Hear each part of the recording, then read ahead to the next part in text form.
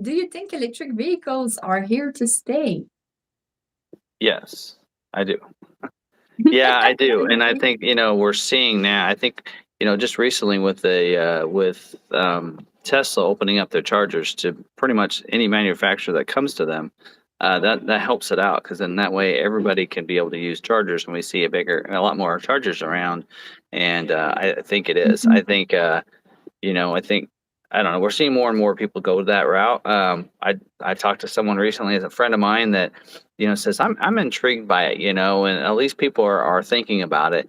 And he's somebody that I'd love to have a vehicle that's just a commuter that I can drive, and and be in an EV.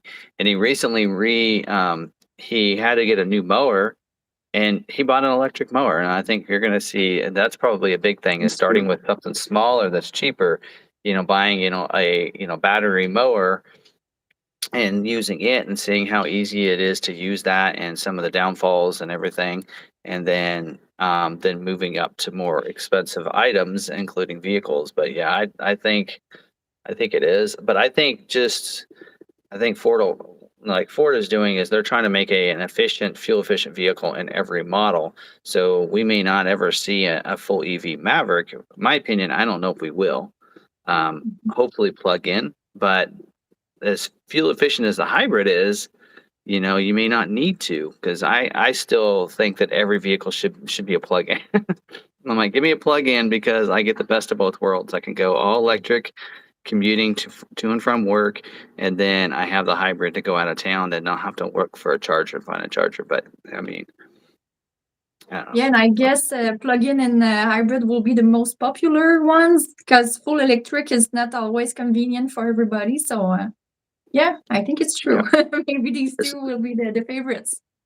Yeah, because not everybody. I mean, like for me, an EV, I'm okay. Like when I want to drive and take a trip, I don't. I mean, I usually like to drive in about a couple hours, and then I want to get out, stretch my legs, and everything else. And I don't mind plugging in every couple hours to a charger, going, and taking a break, maybe catching up on it because I don't drive and text or driving or any of that. So that's a time that I could spend 20, 30 minutes catching up on my text messages or phone calls.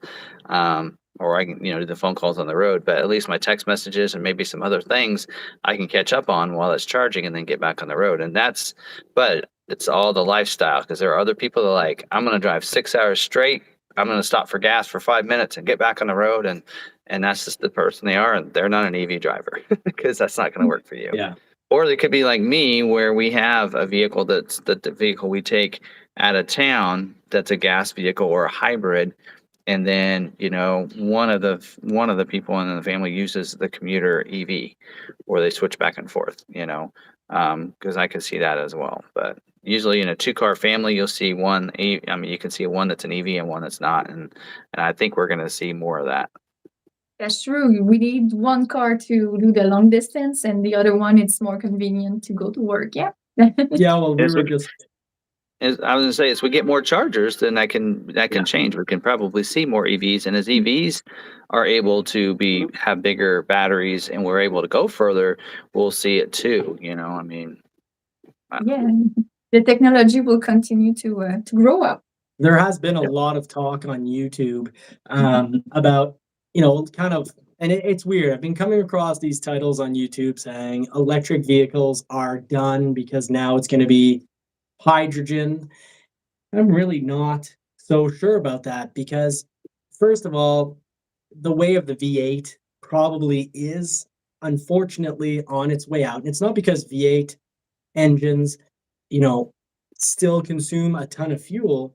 It's because, well, the laws have changed and, we are moving towards going out to the full CAFE 50 mile per gallon as a fleet average rules. And that's why, we even look at Dodge, and Dodge has been paying billions of dollars to Tesla in order to buy carbon credits, to buy carbon credits. And in buying those carbon credits, they spend a couple billion a year so that they avoid spending even more in taxation. So the only way we're going to have vehicles like big V8s that are, let's say, doing 20 miles or 30 miles per gallon, the only way that can work for a company is if they're selling those in low volume. So something, for a very rare model, like let's say Ford F-150 Raptor supercharged, or an R version. Yeah, if they sell 1,000 or 2,000 a year out of all 800,000 F-150s that are sold, well, then your average, even if it's getting, even if it was getting 15 miles per gallon, doesn't really matter as long as your regular F-150 is getting 50 miles per gallon.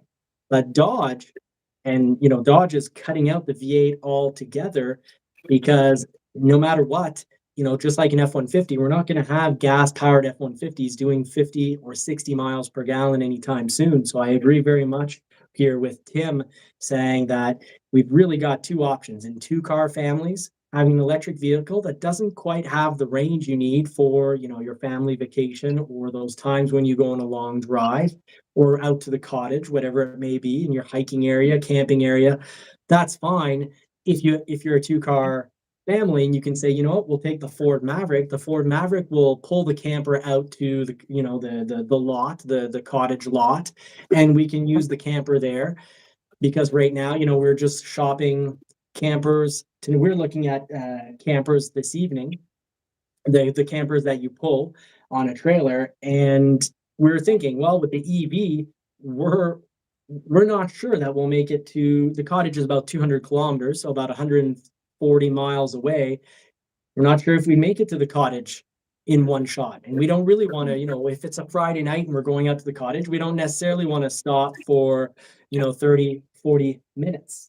So yeah, the time, it's not only the plug that we need to have on the road, it's the time too that you need to wait. Yeah, the time's important, but I'm really a huge fan of plugins because I really look forward to the future where I can get a Bronco, let's say, if ever the Bronco does come plug-in, which can be a question for later on, what your thoughts are on this. But I'd love a plug-in Bronco because I would go to work 100% electric every day. Mm-hmm. And on a Sunday, if I want to go out for a Sunday drive and actually hear the exhaust, well, I'd like that option as well. And I'd also like to be able to pull a camper or a snowmobile, two snowmobiles or two jet skis. I'd like to be able to pull it for whatever distance I want without having to get out and stretch my legs. And yes, the network for charging will get better, but we were up in the mountains. We went up to an area where you can drive all the way to the top of the mountain in Quebec. And we were out there, and I kind of laughed because the only chargers, we were really very much out in the back country, but the only chargers we came across, Tim, were 50 kilowatt an hour chargers. So thankfully, we actually calculated to be able to drive. The weather was perfect. So we would have gotten about 10, 12 hours of driving out of our Lightning. So real joke, we were doing we wouldn't have gotten that many hours. We're doing 20 kilowatts an hour. At one point, we were at 10 kilowatts an hour because we were coming down for many, many kilometers downhill. But these 50 kilowatt charger would have been kind of slow. It would have been more than one coffee. That's for sure. So we're definitely looking forward to plugins, but I think battery technology is here to stay. But two things are going to happen. Batteries are going to become more efficient at taking a charge. We'll be able to take a charge without heating up the battery or the wire that's transferring that electricity nearly as much. And Ford is working on that, on sort of what we could call refrigerated cooling cables so that the cables don't heat up. And Ford's also been working for quite a while now on lithium iron phosphate batteries, which are now starting to make a big splash in the news in regards to Chinese companies as well as Tesla themselves. So I think Ford is well positioned. I think there's good reasons that Ford stock's been going up considerably in the last 30 to 45 days.